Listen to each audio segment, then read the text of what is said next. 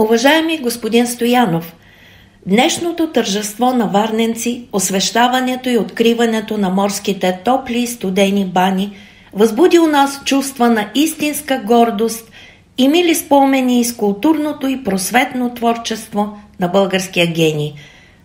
Такъв един подобен монумент на инициатива и творчество представляват морските бани.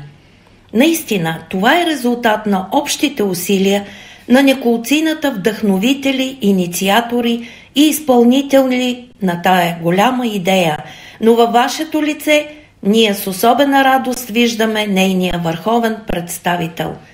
С присъщите вам качества на упоритост, енергия, амбиция и любознателност, вие за изненада на всички ни започнахте и довършихте достойно това крупно дело в едно кратко време.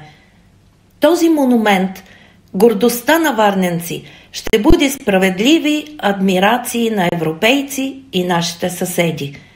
Нека този паметник служи за пример на единение и сплотеност на общите наши усилия към култура и творчество.